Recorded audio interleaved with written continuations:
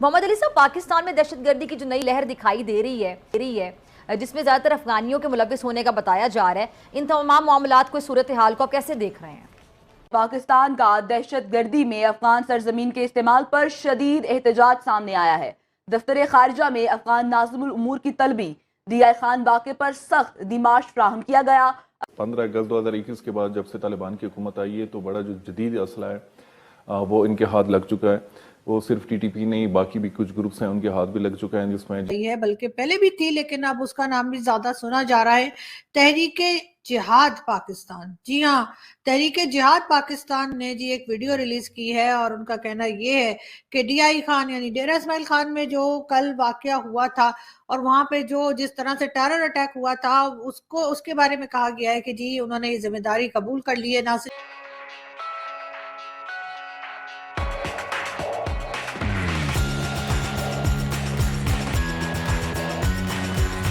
نئی لہر آئی ہے، یقیناً آپ جیسا کہ جانتی ہیں کہ ہمارے جو دشمن ہیں اندرونی اور بیرونی، وہ نہیں چاہتے کہ پاکستان سلامتی، استحکام اور خوشحالی کا سفر طے کرے، اور مختلف اوقات میں مختلف طریقوں سے وہ پاکستان کو ڈی اسٹیبلائز کرنے کی کوشش کرتے رہتے ہیں۔ لیکن آپ کے توسط سے مختصر میں یہ بتانا چاہوں گا ناظرین کو کہ یہ جنگ صرف پاکستان کی فوج یا انٹیلیجنس اداروں کی جنگ نہیں ہے، یہ پاکستان اور ہر پاکستانی کی جنگ ہے، اور بہت ضروری ہے کہ ہمارے تمام قوم، ہماری تمام عوام، ہماری سیاسی جماعتیں اور ہمارے سویلین ادارے مل کر فوج کے شانہ بشانہ کھڑے ہوں، تاکہ ہم اس عفریت کا ایک فیصلہ کن انداز میں قلع کما کر سکیں۔ یہ بہت ضروری ہے۔ اور اگر آپ مجھے اجازت دیجیے تو مختصر میں اس حوالے سے عوام کو یہ پیغام بھی دینا چاہتا ہوں کہ یہ جنگ بیک وقت 4 محاذوں پہ لڑی جا رہی ہے۔ ایک تو جنگی محاذ ہے جو کہ کائنیٹک ڈائمنشن ہے، جس کا آپ جانتے ہیں، اور ابھی تھوڑی دیر پہلے خبر آئی کہ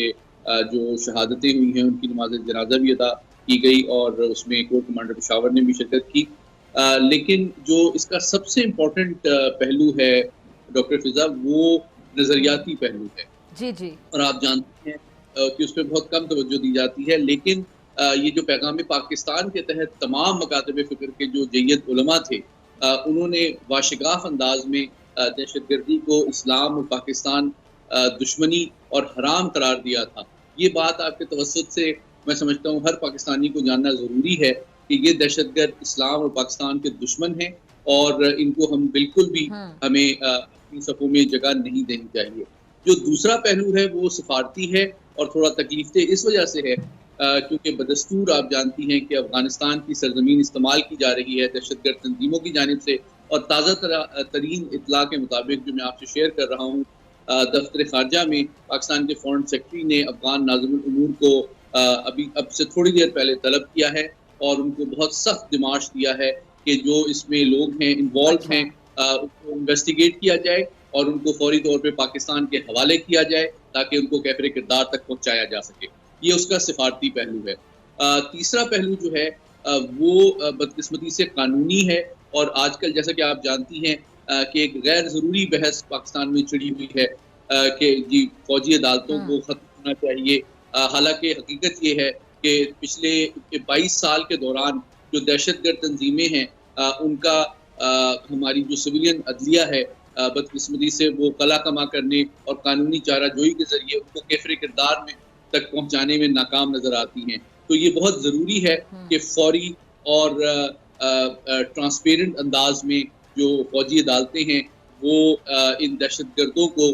سزائیں دیں تاکہ ان کو نہ صرف کیفر کردار تک پہنچایا جا سکے بلکہ ایک مثال بنایا جا سکے ہمارے دشمنوں کے لیے۔ اور جو چوتھا پہلو کوئکلی میں شیئر کر لوں وہ ہے اس کا معاشی پہلو بھی ہے، جو کہ بہت امپورٹنٹ اس لیے ہے کہ جو موجودہ اقدامات اٹھائے جا رہے ہیں فوج اور حکومت کی جانب سے کہ اسمگلنگ اور بلیک اکانومی کا خاتمہ کیا جائے، وہ بھی دہشت گردی کے حوالے سے اس لیے امپورٹنٹ ہے کہ یہ جو مالی معاونت ہے وہ انہی ذرائع سے کی جاتی ہے دہشت گرد تنظیموں کی۔ اور آخری بات یہ ہے کہ اس سے یہ بات ثابت ہو جاتی ہے کہ ہمارے ملک میں جو غیر ملکی غیر قانونی طور پر مقیم ہیں ان کو اپنے ملک روانہ کرنا پاکستان کی قومی سلامتی کی اہم ترین ضرورت ہے۔ لیکن سب سے امپورٹنٹ بات یہ ہے کہ یہ جنگ صرف فوج اور انٹیلیجنس ایجنسی نے تنہا نہیں لڑنی، ہر پاکستانی نے اس میں اپنا حصہ ڈالنا ہے، اور خصوصاً الیکشن سے پہلے وہ سیاسی عناصر اور جماعتیں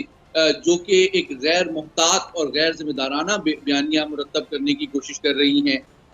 غیر قانونی افغانیوں کے وطن واپسی کے حوالے سے، میں ان سے یہ اپیل کرتا ہوں کہ پاکستان کی قومی سلامتی کے جو تقاضے ہیں ان کو وہ مد نظر رکھیں، اور شارٹ ٹرم سیاسی مفادات کے لیے پاکستان کے جو قومی سلامتی کے جو مقاصد ہیں ان کو بالائے طاق نہ رکھیں۔ جس طرح احسان خان صاحب نے بات کی کہ نائٹ ویژن تھرمل جو گنز ہیں تو وہ بڑا انتہائی ایڈوانس وہ ہے، یعنی آپ گوریلا میں یا اس طرح کی جو جنگ ہوتی ہے اس میں بڑا افیکٹو وہ ثابت ہوتا ہے، اور یہ پہلی دفعہ نہیں کہ اس طرح کی ویڈیو آئی ہے، اس طرح کی ویڈیوز ٹی ٹی پی کی طرف سے بھی آئی ہے، بلکہ 2 دن پہلے بھی ٹی ٹی پی نے ایک ویڈیو ایشو کی ہے جس میں ہم دیکھ سکتے ہیں کہ وہ سیکیورٹی فورسز کو مختلف علاقے میں جو قبائلی علاقے ہیں وہاں پہ چیک پوسٹ میں ان کو وہ ٹارگٹ کرتے ہیں، تو یہ ہے۔ اور دوسرا یہ کہ یہ نئے جہادی ہیں، اس کو ہم نیو بریڈ آف جہادی وہ کہتے ہیں کہ یہ بڑے ویل ایکوپڈ 2.0 ایگزیکٹلی، تو اس میں یہ کہ یہ ویل ٹرینڈ بھی ہے، یہ اس میں پڑھے لکھے بھی آپ کہہ سکتے ہیں کہ وہ بھی ان تعداد زیادہ ہے پچھلی جو ٹی ٹی پی تھی اس سے، اور پروپیگنڈا فرنٹ پہ بھی بہت زیادہ افیکٹو ہے۔ اس کی کیا وجہ ہے سر؟ اس کی یہ کہ یہ ایک تو پورا یعنی یہاں زیادہ پڑھے لکھے ہیں یا پروپیگنڈا وہ زیادہ افیکٹولی کر لیتے ہیں، کیا وجہ آپ کے خیال میں؟ اس میں ایک تو یہ کہ یہاں پہ جو یعنی 2 بڑے آپریشن پاکستان نے لانچ کی، ایک سوات جو ملاکنڈ والا آپریشن تھا، اور اس کی تعداد میں بڑی تعداد میں جو سوات چیپٹر تھا ٹی ٹی پی کا وہ چلا گیا کنڑ افغانستان یا ننگرہار کا جو علاقہ ہے وہاں پہ وہ فیملی سمیت سیٹل ہوئے، اور اس میں یہ تھے کہ بچے بھی تھے، یعنی اس وقت اگر کسی کی عمر 5-6 سال تھی تو ابھی 2023 میں اس کی عمر یعنی 24-25 سال ہو گئی ہے، تو ان کی پوری لائف جو تھی وہاں پہ تو وہ ایکچول جو فائٹرز تھے یعنی افغانستان میں اس وقت کیونکہ نیٹو اور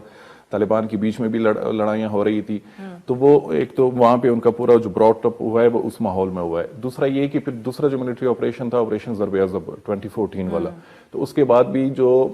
ساؤتھ نارتھ وزیرستان میں ٹی ٹی پی یا حافظ گل بہادر جو پورا ان کا ایک گروپ تھا تو وہ پھر موو کر گئے افغانستان کی طرف، ایسٹرن افغانستان کا جو علاقہ ہے خوست پکتی کا،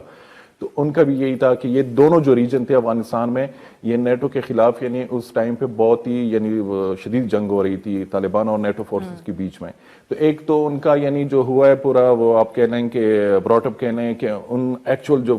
فائٹنگ ماحول میں ہوا ہے افغان طالبان کے ساتھ جس میں القاعدہ کے لوگ بھی تھے، تو ان کو ایک پراپر ٹریننگ ملی ہے، اور افغان طالبان اس وقت اتنے ایڈوانس ہو گئے تھے کہ وہ صرف ایکچول فائٹ نہیں بلکہ پروپیگنڈا فرنٹ پہ بھی ان کی طرف سے جو ویڈیو جو کمیونیکیشن وہ اتنی افیکٹو ہوتی تھی، وہ ٹی ٹی پی کے میں بھی وہ سب کچھ سیکھ لیا ہے۔ ایگزیکٹلی، ٹی ٹی پی نے وہی چیز اڈاپٹ کی۔ ابھی بھی کچھ یہ اطلاعات ہیں کہ پروپیگنڈا فرنٹ پہ افغان طالبان بھی ان کو اسسٹ کر رہے ہیں، القاعدہ بر صغیر کا جو برانچ ہے وہ بھی ان کو اسسٹ کر رہے ہیں، اور ملٹیپل ڈائریکشن سے ان کو سپورٹ مل رہی ہے، تو یہ ایک علاقہ ہے۔ دوسرا یہ جو تنظیم ہے، جس طرح اس سے پہلے بھی میاوالی کا جو حملہ تھا اس پہ ہم نے یہاں پہ بات کی تھی پاکستان، تو ان کا اب اگر حملوں کا ٹرینڈ یا پیٹرن دیکھ لیں تو یہ ماضی میں اس طرح کے حملے جب جوائنٹ وینچر ہوتا تھا ٹی ٹی پی اور القاعدہ بر صغیر کے بیچ میں تو وہ اس طرح کے حملے کرتے تھے، بالکل ٹھیک، اس طرح بڑے پیمانے پہ حملے اور سیکیورٹی کے کمپلیکس کو وہ ٹارگٹ کرتے صرف یہ بلکہ انہوں نے ایک ویڈیو بھی ریلیز کی ہے، یقیناً وہ ویڈیو دیکھنے کے بعد جو کہ سوشل میڈیا پر بہت ایزیلی اویلیبل ہے، آپ یہ سمجھ سکتے ہیں کہ یہ لوگ کتنے سخت دل کے ہوں گے، یہ لوگ کس طرح کے ہوں گے کہ ان کا ذرا سا بھی ان کو شرم نہیں آتی، ذرا سا بھی ان کا دل نہیں کانپتا اس طرح سے لوگوں کی جانیں لیتے ہوئے۔ اور جی انہوں نے ذمہ داری تو قبول کر لی ہے، لیکن یہ کہ بہت لوگوں کی جانیں آلریڈی جا چکی ہیں، جس میں کہ پاکستان فورسز کے لوگ بھی شامل ہیں، اور اس کے ساتھ ساتھ جن لوگوں نے اٹیک کیا تھا ان کو بھی مار گرایا گیا۔ مگر بات ساری یہ ہے کہ سلسلہ کب تک چلتا رہے گا، کہاں جا کر رکے گا، اور